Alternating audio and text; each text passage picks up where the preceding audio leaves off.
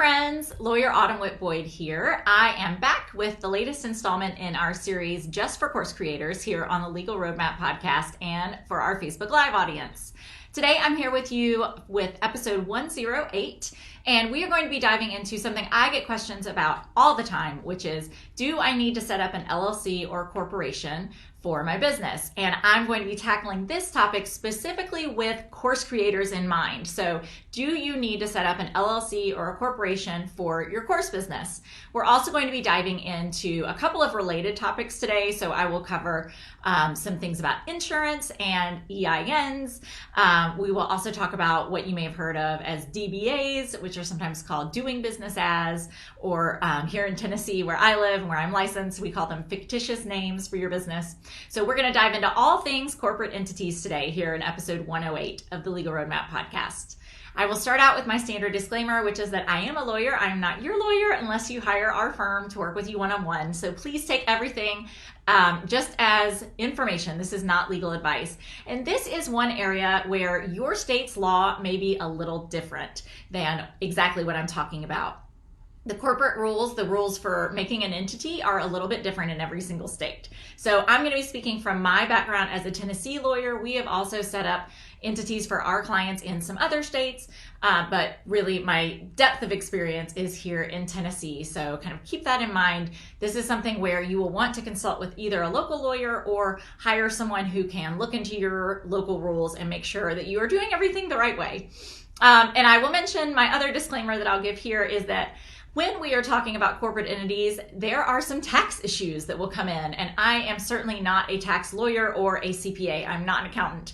So I will mention as we go through the episode where there are some areas where you might want to consult with either a lawyer who is a tax expert or a CPA, an accountant, who can help you make the best decision, not only legally, but also with regard to your business taxes. All right, let's dive in. This is a juicy episode. I'll mention this again later, but I wanted to point out that I do have a cheat sheet that will go over the differences between LLCs, corporations, sole proprietorships, and some of the other types of companies that I'm going to be talking about today. You can get that on our website on the show notes page for this episode, which is awbfirm.com/podcast and the number 108. So you can also click on that link right there in the podcast player where you're listening. It should be right there in the description, and that'll take you right over there. You're definitely going to want to download that cheat sheet. It will help you make your decision. Again, that is not going to include all the differences in every state, so you still are going to want to consult someone local, but it will give you kind of a good overview of what to think about. All right, so what is a corporate entity? Why could you need one? Why do people set these up? Because they are not free. There is a cost associated with forming an LLC or a corporation. And typically, you're going to pay an initial setup cost that is paid to your state. So whether you work with a lawyer or not, there are usually state filing fees that are associated with setting up an LLC or a corporation. Then there are often additional fees that you pay every single year to keep your corporation or your LLC active. And there may be additional taxes and other fees that you are going to pay at the state level, in addition to any federal income taxes that you owe. So you're kind of opening yourself up to a whole bunch of more costs. So what are the benefits to forming an LLC or a corporation? I always like to say there are two sides of this coin. So I am going to talk about the legal side, but I'm going to mention that there is also a tax side.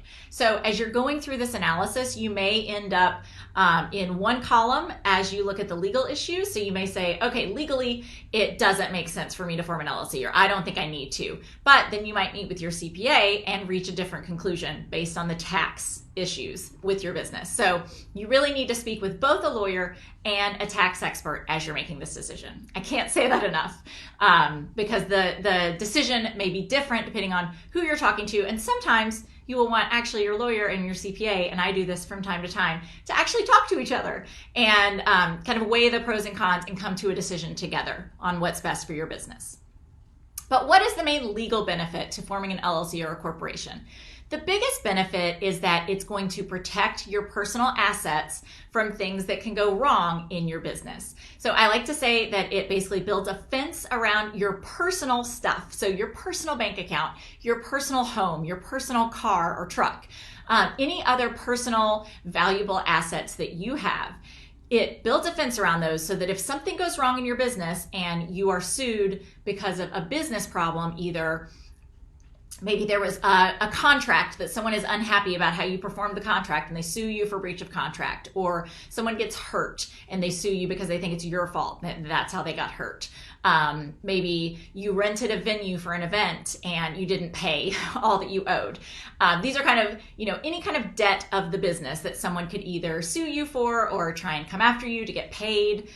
This is going to keep them from getting any of your personal assets. Now, they will be able to get any assets of the business. So if you have a business bank account, if you have equipment, if you have property, real estate, a building, any kind of intellectual property that your business may have, they may be able to come after that and take that in a lawsuit or come after that as a creditor, but they will not be able to come after your personal assets. So it's important to know the LLC or the corporation is not going to keep you from being sued. It just is going to kind of isolate what can be taken if you lose in a lawsuit. So that is the big benefit, is what we call liability protection. It is going to protect your personal assets from things that go wrong with the business. So when I'm talking with my clients one-on-one and we're trying to decide, do they need to set up an LLC? Is it worth the costs? And there's also paperwork involved. You have to file things with the state.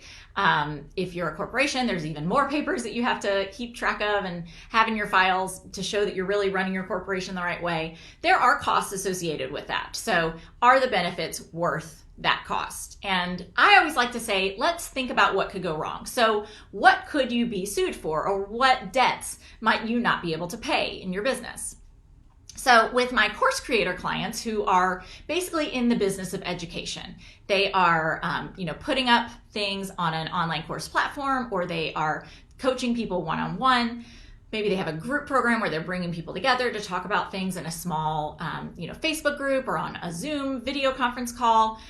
These are frankly very low risk activities. When we think about what could go wrong, the biggest risk is maybe someone makes a decision and they're not happy with it.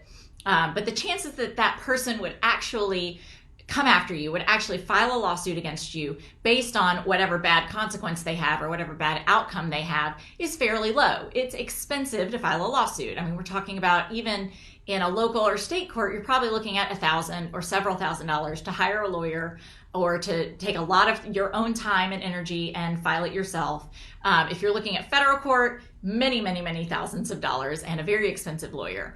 So there's a pretty high bar for someone to come after you if they just took your course and were unhappy with the outcome, or they thought they were going to get X and they ended up getting Y.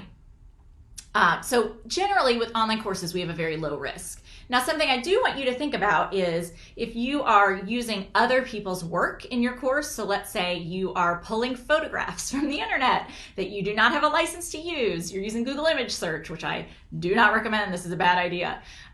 You now are at risk for intellectual property infringement. Now, that is a significant risk.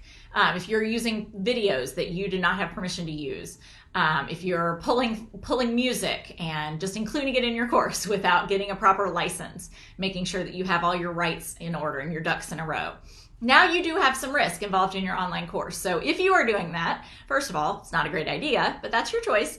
You should just know that now you're at a higher risk of something going wrong, of someone finding out that you're using their IP without permission, and they may file a lawsuit against you. So that is one risk to online courses. In the education realm, you do have a heightened risk of intellectual property claims. But other than that, we're talking pretty low risk. I will say there's a couple areas or a couple of topics that if your course is in this area, you may be at a slightly higher risk. So we might want to kind of reevaluate whether an LLC or a corporation for that liability protection makes sense.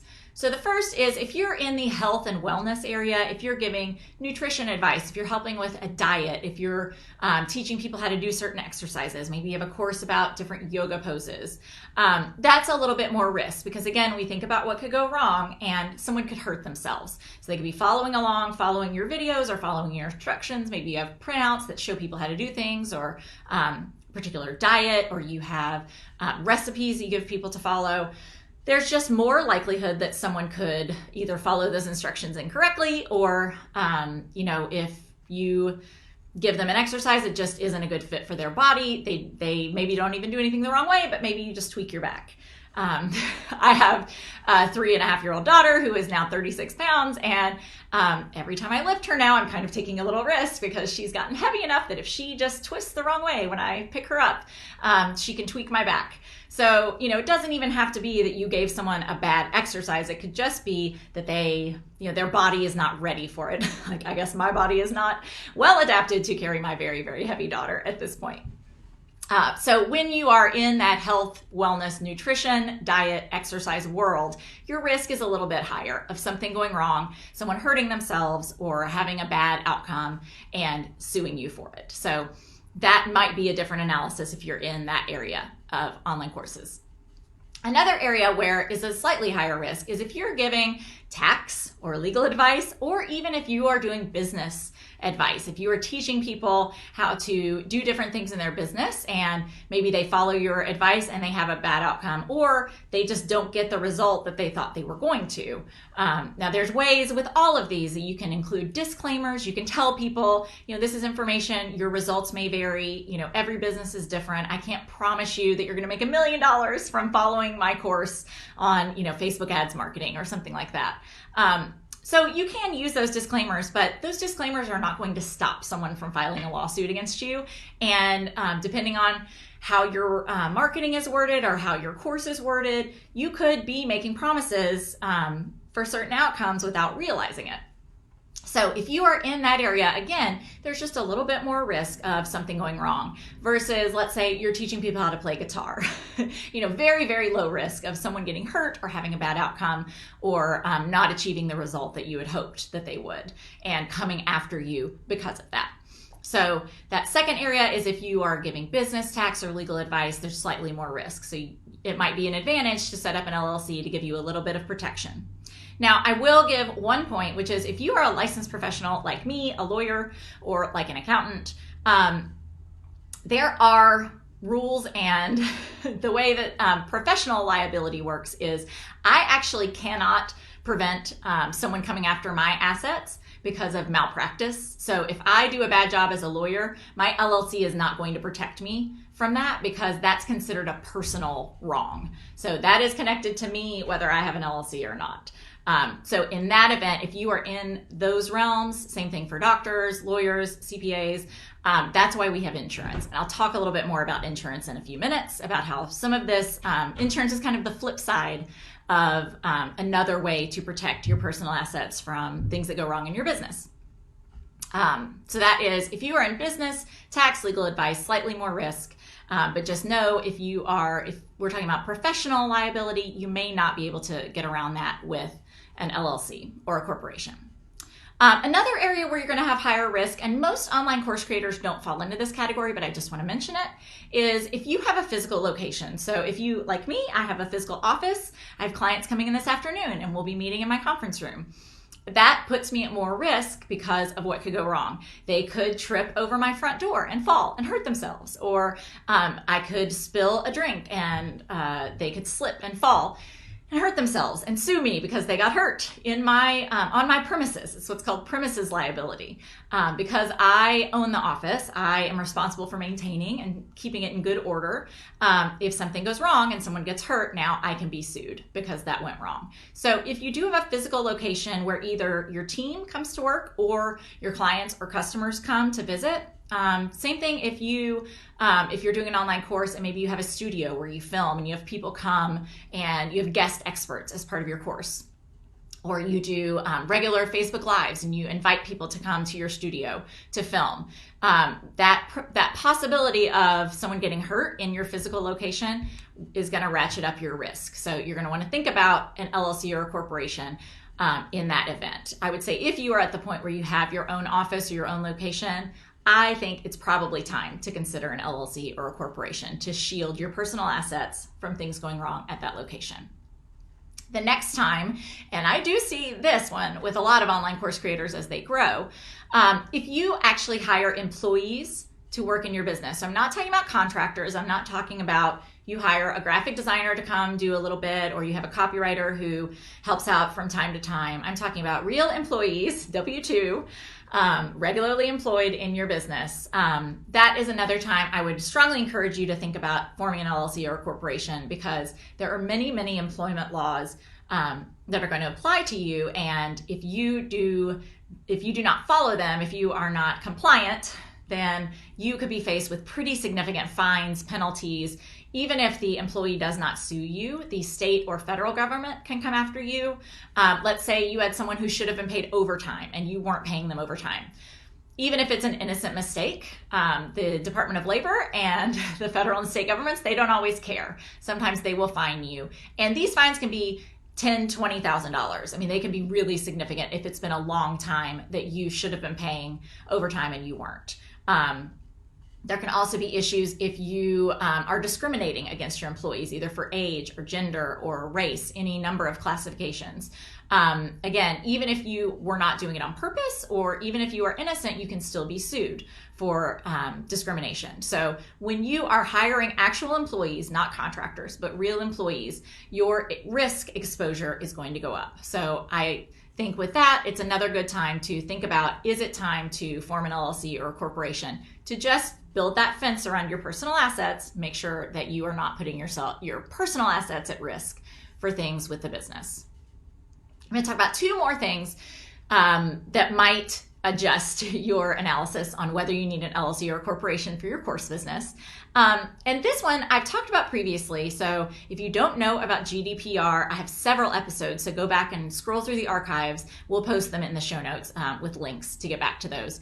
GDPR is the EU privacy regulation that went into effect in May of 2018. And this has really changed how even US companies are required to handle any personal information that they receive from anyone in the EU, but a lot of businesses are just using it across their business because it's very difficult to separate out whose information comes from someone in the EU and whose is from outside the EU.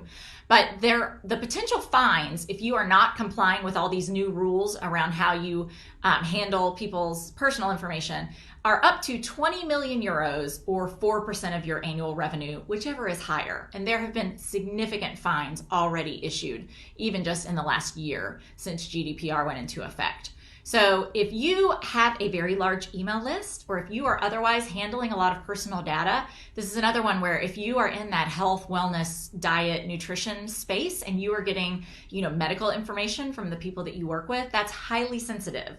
And so you need to be really careful. You need to be aware that if something goes wrong, if there's a data breach and that data is spread far and wide and people's privacy is infringed, that now you could be fined some pretty serious money. And again, that's just another area where I think you should consider forming an LLC or a corporation, because you do not want to be paying those fines from your personal pocket. You want them to come out of only whatever is in the business.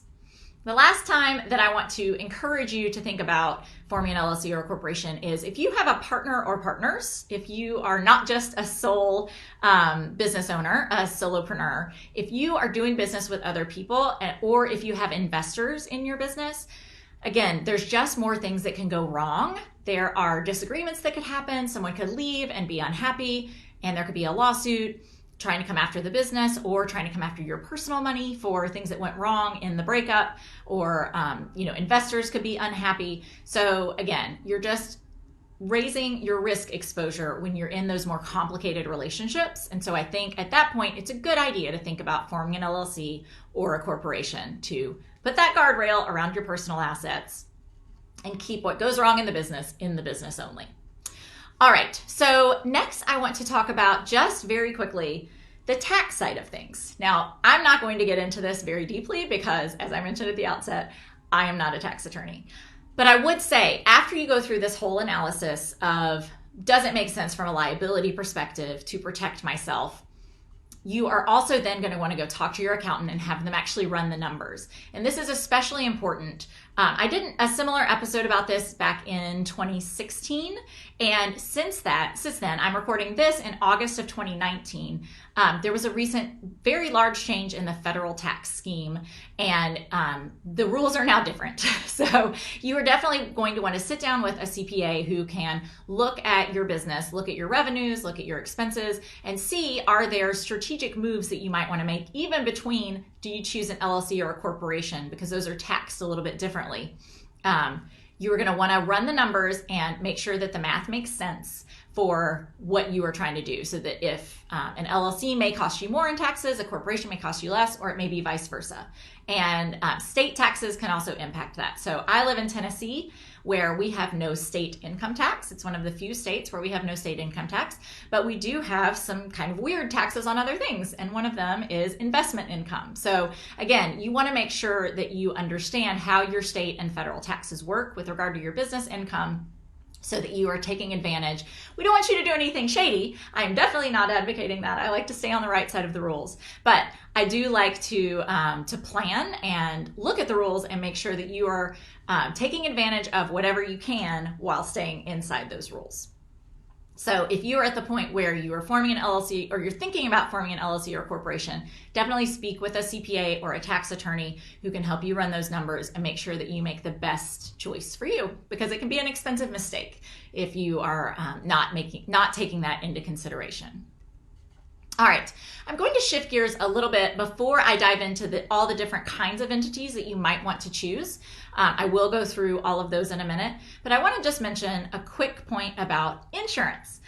So I know you don't think that insurance is legal, and it's not exactly, but I will say when I meet with a new client and when we go through a legal roadmap planning session where we kind of take a look at their whole business and I put together a legal strategy, I always ask about insurance because it's an important piece of this puzzle.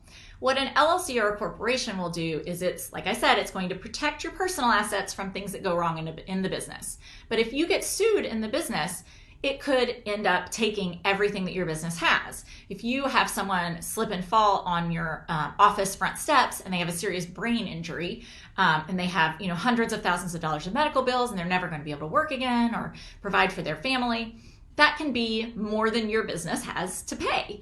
So if you don't have insurance, that can put your business out of business. So what insurance does is it kind of comes in and it fills the gap. It will pay out if you are sued and you have to pay damages for something that went wrong in your business.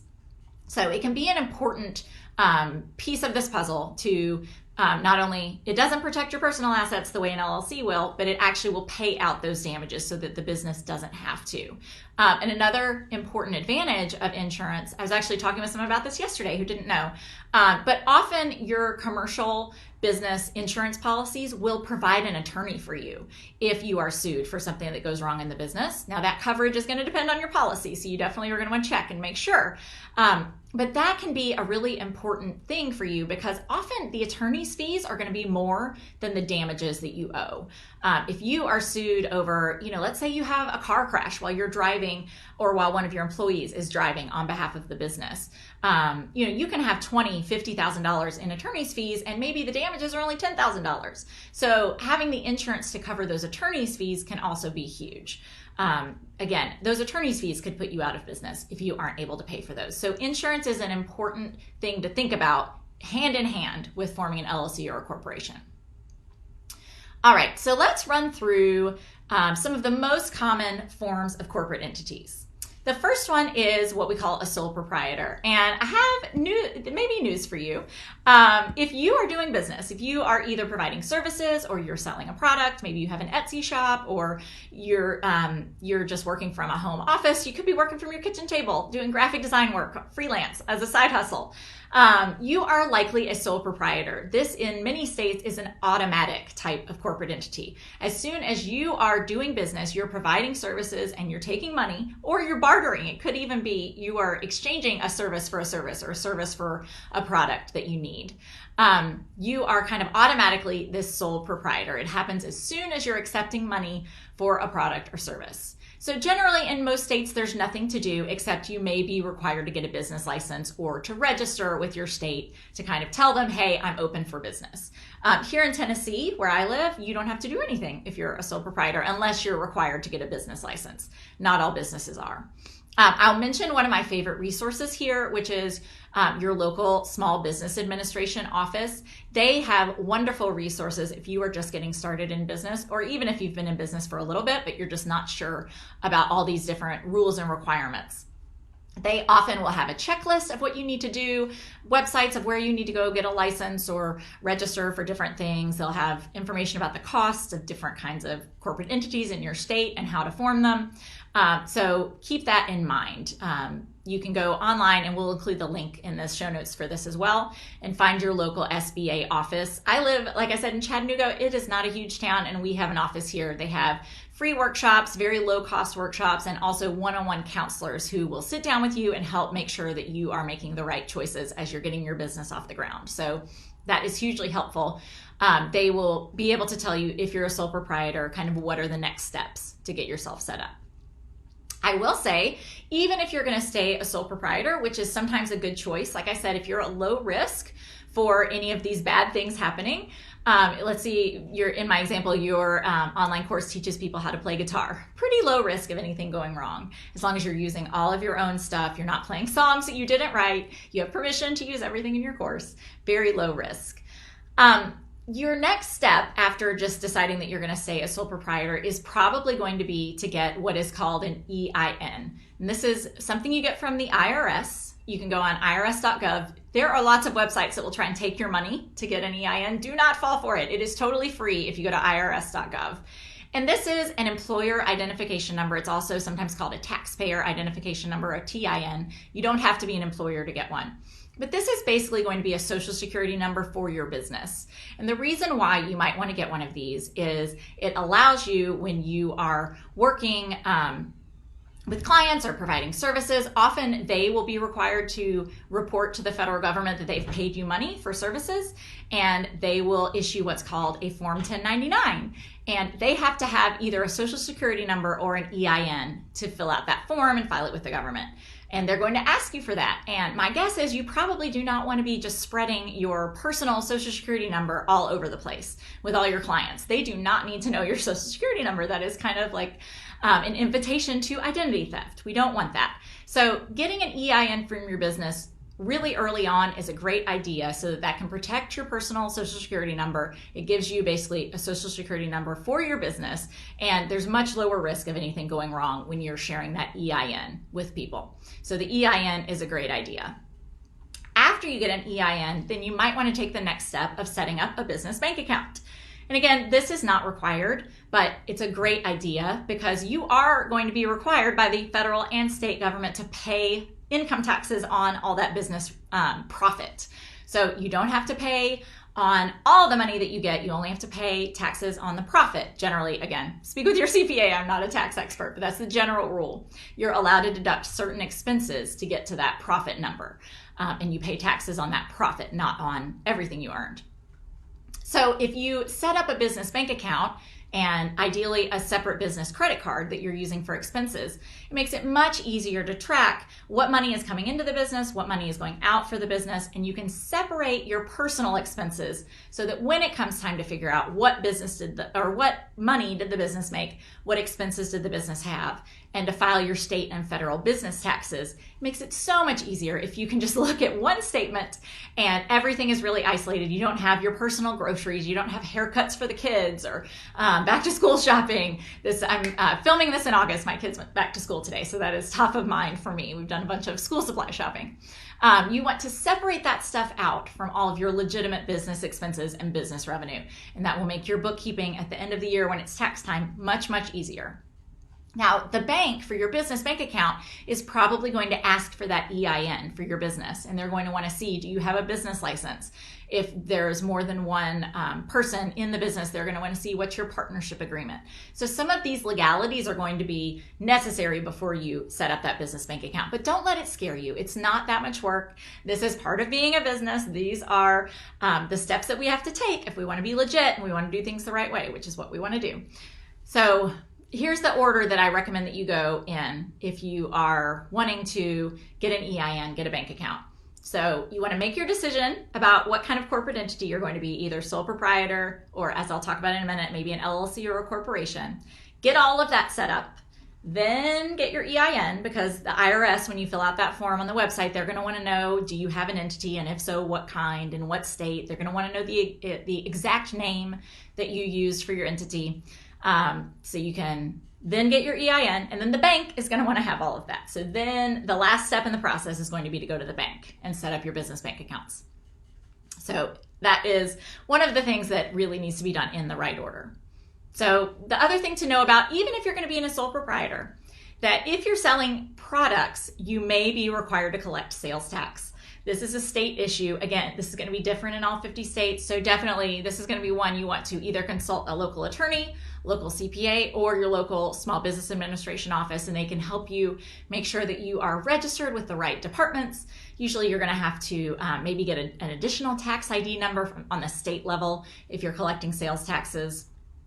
And make sure that you're doing that all the right way, because the states take that very seriously, and they will come padlock your doors if you have a physical location and you are behind on your sales tax payments. So that is something you want to be really careful about if you're selling products, to make sure you're doing that the right way.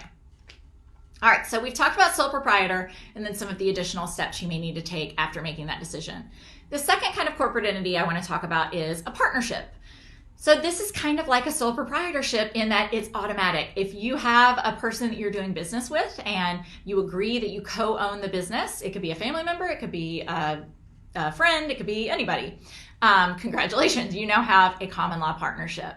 But just like with a sole proprietorship, there is no separation between your personal assets and the business assets. And when you've got more than one partner involved, this can get really messy really quickly. So I'm gonna not talk much about partnerships, because common law partnerships I think are kind of dangerous, not a great idea. If you are to the point in business where you are partnering with someone, I think it is almost essential and definitely a good idea to go ahead and decide, are we gonna set ourselves up as an LLC or a corporation, so that we can put some of those legal protections in place and make things cleaner and easier to run. So the next one I'm going to talk about is probably the most common. This is what 99.9% of my clients have, and this is an LLC, or what we call a limited liability company. And limited liability companies are actually a pretty recent type of corporate entity. For a long time, it was just pretty much sole proprietorships or partnerships or common law companies and corporations. But I'm going to get this wrong, probably 80s, 90s, most states, all states now, started offering the LLC as an entity type. And the goal with an LLC is that it's pretty simple to run. There's not a lot of paperwork. There's not a lot of formalities that you have to follow. The state laws are pretty flexible as to what requirements you have in running your LLC. But you get all the benefits of liability protection that you would also get with a corporation. So you do have to follow your state's rules, though. So you do want to make sure that you're set up the right way, that you file the correct paperwork, that you're paying your taxes, that you're filing the right paperwork every year. In Tennessee, you have to file what's called an annual report each year. Those forms are called different things in different states.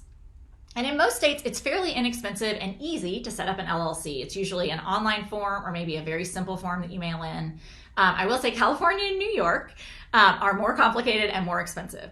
But in Tennessee, for example, it's a $300 fee to set up your LLC in the beginning, and then a $300 fee every year after that, an annual fee, in addition to any taxes or fees that you owe, depending on what kind of business you are, what level your revenues are. That's going to vary. But so there is an annual fee, but the paperwork is pretty simple. There's really, in Tennessee, no strict requirements after you file with the Secretary of State to just set up the LLC in the beginning. You may have heard of what's called an operating agreement. That is required in some states. It's not required in all. But for an LLC, that is basically the agreement between whoever are the owners in an LLC. You can have one even if you're a single member LLC. The owners of an LLC are called members rather than shareholders. But an operating agreement is basically just going to say how you're going to run the LLC. If you do have multiple members, it will have all kinds of provisions about voting and decision making and what happens with people making investments or getting payouts. We'll go into all of that. But so that is going to be called an operating agreement, may or may not be required for you. So that is an LLC. A regular corporation is what you may have heard about when you think about a big publicly traded company. Most of those are corporations, and that's because there are some advantages if you are wanting to take investment, if you want to have people outside who are have different types of ownership in your business. You can do that with a corporation sometimes more easily than with an LLC, although the LLC is also fairly flexible. But in most states, there are rules about certain types of companies or certain types of ownership that you cannot have it with an LLC that you can have with a corporation. So this is if you are, for example, taking foreign investment in your company, you're going to want to make sure that you check with an attorney in your state to make sure that you can fit in whatever corporate entity you are hoping to run. But in general, a corporation is going to require a lot more paperwork to run. So there are going to be requirements in every state, for example, that you have an annual meeting, that you have bylaws, which those are kind of the rules similar to an operating agreement. Those are the rules for running your corporation. They're going to have things about voting rights and shareholder meetings and all of these different things. If you have minority shareholders, they may have special rights. There's a lot more paperwork, and the reason that this is important to know is because in every state, if you do not follow the rules for running your company, if it looks like you are mixing personal with business, if you are not following the rules, if you're not taking the corporate form seriously, you could lose that liability protection. So you could go through all this trouble. You could spend the money to set it up. You could work with a lawyer and work with your CPA to get everything done. And then if you are, using your business bank account to pay your mortgage or pay your babysitter, or, if you're not taking it seriously, you're not being careful and making sure that you're treating the corporation like a corporation, you could lose the benefit of that liability protection. It's what's called piercing the corporate veil. And you do not want that to happen if you are sued and then now they're trying to come after your personal assets, or maybe they're trying to get to another business that you own by piercing what's called that corporate veil, the fence that you've built around your personal assets. So I typically, if I'm dealing with someone in a newer business, unless there's a really good reason, like a tax reason, I've talked with their CPA and I agree that there's a good reason, I typically do not recommend that my clients set up a corporation because most of them are busy and they are going to forget to follow all of these corporate formalities. They're going to forget to have their annual meeting. They're going to forget to put the minutes and do their bylaws and follow the rules and do all of these things. So there are just more hoops to jump through with a corporation than with an LLC. So again, this is going to vary state by state, but it is easy to lose your protection with a corporation. So I would encourage you to think about that. In some states, and Tennessee is like this, it's a little bit cheaper to run a corporation from a fee perspective. So I mentioned that $300 fee in Tennessee for an LLC. It's only $100 for a corporation. I don't know why. It's cheaper. But so some people see that and they say, oh, well, I'll just set up a corporation. But they don't realize that in order to follow all those rules and requirements to a T, it's either going to take their time or them hiring an attorney, and it's going to cost a lot more than that $200 difference to comply with all those rules and requirements. So the last thing I'll mention is what's called sometimes an S corporation. So you may have heard about this.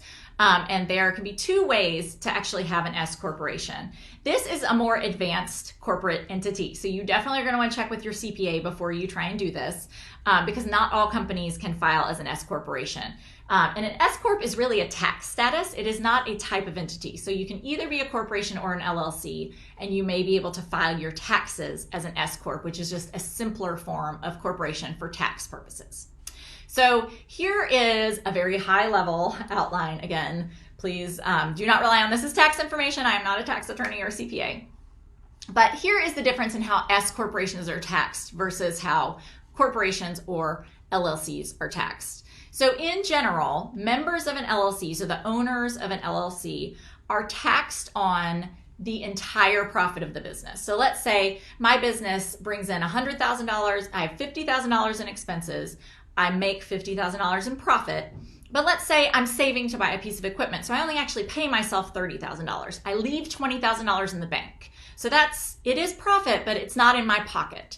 I am still taxed at the federal level on all $50,000 of profit, even though it's not in my pocket. It's not in my personal bank account. It's still sitting in the business bank account. I'm still taxed on it at the federal level, and I pay what are called self-employment taxes on that entire profit. And that's a fairly high rate. So the federal self-employment taxes are not small. So the benefit to having an S-Corp is that you can make yourself as an owner an employee of the business. You can pay yourself a salary. So with that same example that I just gave, $100,000 in revenue, $50,000 in expenses, and maybe I pay myself $30,000 in salary, and I leave the other 20 in the bank, but that I can call that a distribution, or I can call it, a shareholder, a profit sharing. And that 20%, so the $20,000 that's not my salary, it's still profit. It is going to be taxed at a lower rate. It's not going to be subject to that self-employment tax. And so there can be a benefit to having that lower tax rate on that $20,000 that you're not paying yourself as a salary. So there can be a tax advantage. This is definitely an area where you're going to want to talk to a CPA and have them run the numbers, because again, there may be some paperwork associated with filing your taxes as an S-Corp that may not outweigh the cost may be bigger than the benefit in your tax savings. In Tennessee, as I mentioned, we have special taxes on investment income, and so there's a little bit of a different analysis with an S-Corp in Tennessee because of that difference.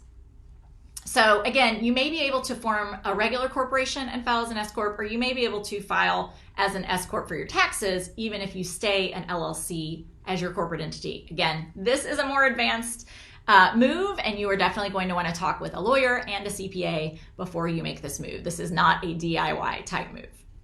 All right, so the last thing I want to touch on before I wrap up, I know this has been a long episode, so thank you for being patient with me, but there's a lot to cover when it comes to corporate entities. The last thing I want to talk about is, and I get questions about this, is the DBA, or doing business as, sometimes called a fictitious name or an assumed name for your business. So in some states, if you are a sole proprietorship, so let's say I have a flower shop, and that's about it. bad example, because I would definitely want to have an LLC if I had a flower shop. Let's say I'm a graphic designer and I work from home, and I'm a sole proprietorship, so I decide not to set up an LLC or a corporation, but I have a trade name that I use for my business. So let's say I call it, I have my iris is my favorite flower, so let's say I call it Iris Designs. So that does not have any connection with my name. So if someone was trying to find Iris Designs, they're not going to find it in the Secretary of State registry, because I'm not an LLC or a corporation. I might be required by my state to file what's called a DBA, or doing business as, a fictitious name, a trade name. They're called different things in different states. But you may be required to register that name for your business, or you may just choose to do so. This sometimes pops up also if you do have an LLC. So let's say I have my law firm, which is called the Law Office of Autumn White Boyd PLLC. It's very long. It's a long name, but we go by a shorthand, which is the AWB firm. That's our website domain. That's what a lot of our clients call us. It's a shorthand. It's my initials. It's in our branding. We have actually registered with the state of Tennessee, the AWB firm, as a fictitious name or a DBA for our law firm. And so that lets the state know that if someone is looking for the AWB firm, that they can figure out what the actual official entity name is that it's connected to. And I also will see this sometimes if people have kind of multiple brands under a single LLC. So they may have a graphic design brand, and then they may also sell an online course under a different name. But it's all housed under one LLC. And if they're related, that's fine. It's not a problem. But you may want to, or you may be required to, register that DBA, that trade name or fictitious name, with the state, just so people can find you, so that they can figure out who is the actual owner of this entity, or what is the entity name that DBA is related to. So you're going to want to check with a local attorney or your SBA office about those requirements. It's going to be a little different in every state. So, all right, I'm going to mention one more time to go to the show notes page for this episode. That's going to be awbfirm.com/podcast108. To get that downloadable, it's going to give you some pros and cons of each of these different kinds of entities. I know this was a lot, and unless you were taking notes, probably way too much for you to process. So this cheat sheet is going to be helpful as you are making this decision, to give you an outline of things you may want to consider, some pros and cons for each of these entity types. Again, that's awbfirm.com/podcast108 to get that cheat sheet on the different kinds of entities. I hope this has been helpful. Next week, you are not going to want to miss the episode. In episode 109, I'm actually interviewing a friend of mine. His name is John DeBoer. He is a patent attorney. So you may know that I am an intellectual property lawyer. I focus on copyrights and trademarks, and I'm not a patent attorney. There are all kinds of rules around who can be a patent attorney. Typically, you have to have either a scientific or engineering background. which this journalism and English major girl right here did not do in undergrad. I am not a science type person. My brain does not work that way. But I get a lot of questions about patents with online courses, with people who are making products, with people who have maybe a system or a process that they use in their business that they want to protect. So we are going to dive into all things patents next week. So if that's something you have questions about, you are definitely going to want to tune in to episode 109. So I will see you next week. Y'all have a great one.